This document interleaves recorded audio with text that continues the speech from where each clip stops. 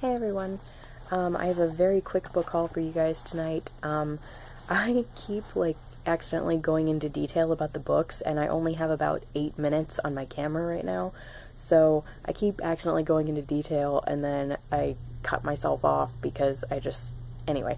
So yeah, this is going to be a book haul. It's kind of a combo book haul of some books that I ordered from Book Depository. I did one giant order all at the same time right before the new year, and half of them came early and half of them were a little bit delayed. So these are the ones that were a little bit delayed, and then the other 5 or so in this haul are all from Bookstore outings that I've had recently. And I'm really excited about all of these. So I will start with the Book Depository ones.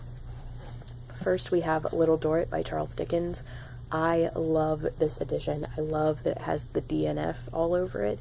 I can't tell you what that stands for because that would kind of ruin things. It's a bit of a major plot point and has to do with the main twist and mystery of the book. But anyway, I have seen the miniseries of this multiple times. It's one of my favorites and I love it, which is why I knew I wanted a better edition of this than the one I previously, well, I still have, but I knew when I read this for the first time I wanted to read a good edition. The one I had was a vintage red spine edition, which normally I would be all for, but I got it used, and so the spine was cracked right down the middle, and it just wasn't very nice. So I'm going to keep that to lend out to other people, but I really wanted a nicer edition to read for myself, so I'm super happy to have this one. And this is definitely on my list of Dickens books to read in 2017. Next, we have Howard's End by E.M. Forster. This is one that I actually talk about in my Oscar reading project, which that video will be posted before this one. But this is another one where I did have another edition of it, but the edition was kind of little and ugly, and I wanted a nicer one, and these are all on sale right now at Book Depository because sadly the Penguin English Library editions are going out of print, so these are ones that I definitely wanted to snatch up while I could. And I just love this cover, absolutely. And a cool thing about this that I'll talk about real quick before I get cut off is Helena Bonham Carter is actually in all 4. There are 5 main E.M. Forster film adaptations, and Helena Bonham Carter is in 4 of them, and I think she's in the 4 that Merchant Ivory or Ivory Merchant, I really don't know how their company name goes, but they're a team of a director and a producer who directed and produced 4 main E.M. Forster movie adaptations, and Helena Bonham Carter was in all 4 of those. In Howard's End, she plays one of the Schlegel sisters, but I've only seen like 15 minutes of the movie, and I haven't read the book yet, so I'm trying to read the book before I see the film, and that's going to be part of my Oscar reading project next month. And then in A Room with a View, which is my favorite, one of my favorite classics, and it's one of my favorite film adaptations, she plays the main character Lucy Honeychurch. And then in Where Angels Fear to Tread, which is another book in this haul that I'll talk about in a minute, she plays Caroline, who is the companion and maybe also the cousin to the main character. And then in Maurice, she has a much smaller role. She plays a spectator at a cricket match. But I just thought that was really cool that you have this group of people who've all worked on the film adaptations of this one author. I think that that's really cool. So I'm very excited to read this. And next up, we have Two on a Tower by Thomas Hardy. This is a Hardy that I'm the most worried about reading because people who have read this, who love Hardy, have said that this is their least favorite, so that worries me. But the thing is, it's Hardy, and it has astronomy in it, which is my favorite science, and it has a love story that is frowned upon by society. So I thought that that was awesome.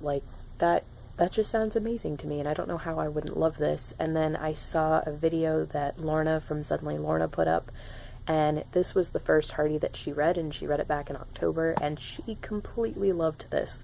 And the way she talked about it, I knew that that was my deciding factor for picking this up. So I finally have, and what I've decided to do is this is going to be the first Hardy that I read this year, so that way if I hate it, I have other Hardys to move on to and make me feel better, and if I love it, it's a great way to start the year. Next we have The Invisible Man by H.G. Wells. Basically ever since I read and watched The Book Thief by Marcus Zusak, there's a scene in that book where the main character reads this book to another character, and that scene has always made me want to read this book. So I finally picked it up, and I can't wait to read it.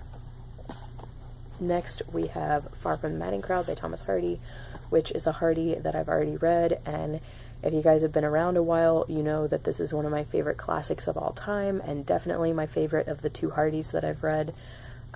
So even though I didn't hate the edition that I currently have, I just needed this beautiful edition in my life because it's so pretty, and I didn't want these to go out of print without me owning this one. So yes, I love it. It's so pretty.